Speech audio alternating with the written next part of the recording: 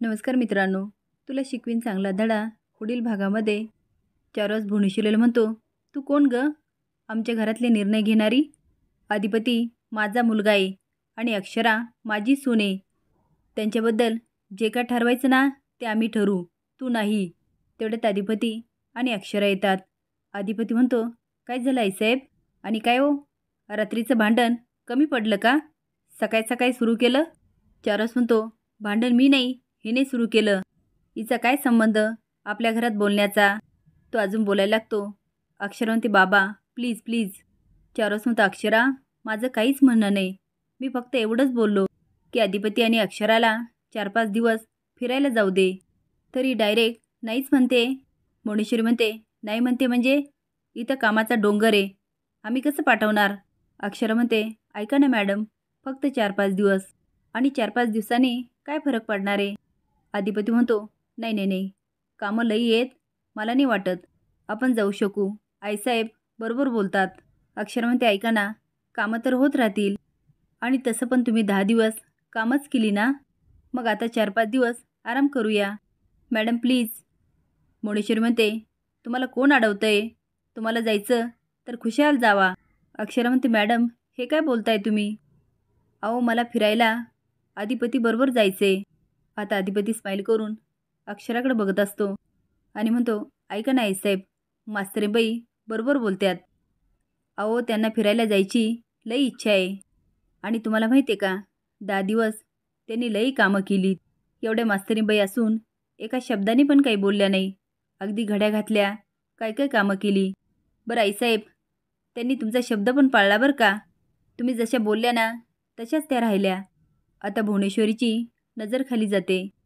अधिपती म्हणतो, आईसाहेब तुमच्या बोलण्यावर आम्ही 10 दिवस बाहेर गेलो, मग मास्तरीबाईच्या बोलण्यावर 4-5 दिवस जायला काय हरकत आहे? बघा बरं का, त्या मास्तरीबाई छडी काढतील आणि हसायला लागतो. हे सगळं चारुवास आनंदाने बघत असतो. भुवनेश्वरी म्हणते, अहो कारखान्यामध्ये ढिगानं कामं आहेत, त्यामुळे आम्ही म्हणतो जाऊ नका. तो ताईसाहेब, कामाचं काय, आम्ही फिरून आलो ना झपाझप करून टाकतो, आणि तसं पण 10 दिवस बाहेर लई कामं झालीत, त्यांचा बी आराम होईल, आमचा बी आराम होईल. काय आहे साहेब, मग जाऊ का? भुवनेश्वरी म्हणते, बघा तुम्ही तुमचं, आम्हाला काय विचारता? तिथं फायली ठेवल्या, काय करायचं ते बघा. ती निघून जाते. अधिपती म्हणतो, आलो आ. चारस म्हणतो, अक्षरा भुवनेश्वरी खूप हट्टी आहे, ती तिचं म्हणणं अधिपतीवर लादणार, पण तू आता अधिपतीला अजिबात सुट्टी देऊ नको. हे बघ बाळा, ह्या घराची मालकीन तू येस. मला असं वाटतं ह्या घराची चावी, सत्ता सगळं तुझ्या हातात यावं. अक्षरा म्हणते, बाबा ह्या घरातील चाव्या, बाकी मला काहीही नको आहे, मला फक्त ह्या घरातील लोकांचा आनंद हवा आहे. आता चारुवास तिला बरंच काही समजवतो आणि म्हणतो, अक्षरा आता अधिपतीला बदलू देऊ नकोस. बाळा तुला आता चांगला चान्स आला, अधिपती तुझी बाजू घेऊन बोलतोय, आता भुवनेश्वरीला त्याच्यावर हबी होऊ देऊ नकोस. बाकी तू समंजस आहे. तो निघून जातो. अक्षरा विचारात पडते. अधिपती जातो आणि म्हणतो, आईसाहेब काय झालं, आमच्याबरोबर बोलणार नाही का? ती म्हणती, काही नाही हो, तसं काहीच नाही. उठा बरं तुम्ही. अधिपती तुम्हाला किती वेळा सांगितलं, तुम्ही आमच्या पायाशी बसत जाऊ नका. अधिपती म्हणतो, चिडल्यात ना आमच्यावर? ती तुमच्यावर कधीच नाही. अधिपती म्हणतो, मग निघून का आल्यात? भुवनेश्वरी म्हणते, झालं, जे आम्हाला सांगायचं होतं ना ते सांगून झालं. त्याच्या उपर तुम्हाला जायचं असेल तर जावा तुम्ही, आम्ही कुठं अडवतोय तुम्हाला. अधिपती म्हणतो, हां असं म्हणल्यावर आम्ही जाणार आहेत होय? आमचं मन तरी धतल का असं जायला? तुम्ही नाराज दिसायला, आमचं पाऊल पडेल का घराबाहेर? भुवनेश्वरी म्हणते, अहो तुम्ही जा ना, तुम्हाला जायचं तर, आम्ही कुठं अडवलं. तो साहेब तसं नाही, आता बघा ना, मास्तरींबाईने आत्तापर्यंत कुठल्या गोष्टीचा हट्ट केला का आमच्याकडं? कधीच नाही. आणि त्या ही एक गोष्ट मागायल्या आणि आपण काय म्हणायचं, नको नको. ते आमच्या जीवावर आलो, आणि तुम्हाला सांगतो आम्ही 10 दिवस बाहेर होतो ना, प्रत्येक गोष्टीमध्ये त्यांनी ॲडजस्ट केलं हो. तुम्ही असताना तर चाटच पडला असता. आता त्यांनी एका गोष्टीची मागणी केली तर आपलं कर्तव्य आहे ना त्यांना ती द्यायची. भुवनेश्वरी म्हणते, ठीक आहे ना, मग आम्ही कुठं काय बोलायलो, आम्ही फक्त आमचं म्हणणं तुम्हाला सांगितलं. तो ऐका, मला बरोबर वाटायला आहे, तुमचा आमच्यावर जीव आहे ना, म्हणून तुम्ही होकार देताय. पण तुम्हाला आतून असं काही वाटत नाही. खरं सांगा, तसंच आहे ना? भुवनेश्वरी म्हणते, हा काय प्रश्नच नाही हो. आमचा तुमच्यावर लय जीव आहे. हे अख्ख्या जगात जर आमचा कुणावर जीव असेल तर तो फक्त तुमच्यावर आहे. आमचा स्वतःपेक्षा पण तुमच्यावर जास्त जीव आहे. बरं ठीक आहे, तुमचं एवढं म्हणणं आहे, तुमचा ह्यातच आनंद आहे, तर नाही अडवणार आम्ही तुम्हाला. जावा. अधिपतीला खूप आनंद होतो, पण तो म्हणतो, खरं सांगा, खरं सांगा. ती खरं सांगतोय, जावा. तो असंच म्हणतो, मला माहीतच होतं तुम्ही समजून घेणार, आणि भुवनेश्वरीला मिठी मारतो. ती पण हसते आणि पाठ थोपटत म्हणते, अधिपती. अधिपती म्हणतो, थांबा, आलो. तो गेल्यावर मात्र भुवनेश्वरी लगेच बदलते. इकडे अक्षरा म्हणते, काय झालं असेल? अजून अधिपती का नाही आले?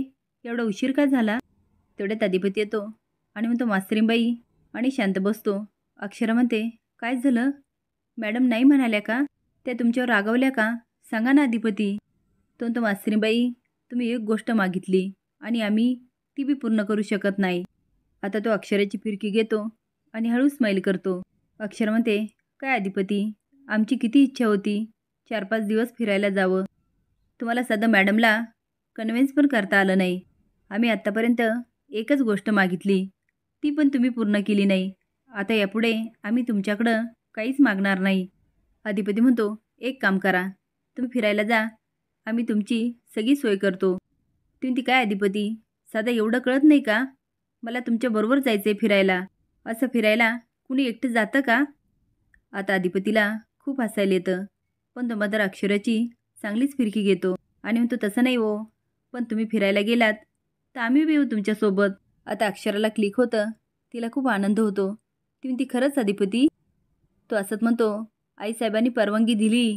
आता अक्षराला खूप आनंद होतो आणि ती हसायला लागते. आता अधिपती तिला उचलून घेतो आणि गोलगोल फिरवतो. ती अधिपती, सोडा ना, मला चक्कर येते.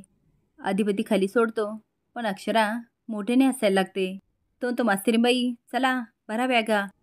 4 ओंक्याला फोन करतो आणि म्हणतो, ओंकार, सगळं बुकिंग झालं आहे ना? तो हो मोठे मालक, सगळी व्यवस्था झाली. 4 म्हणतो, बाबा इकडं काय चाललं ना, तुला काही माहिती नाही.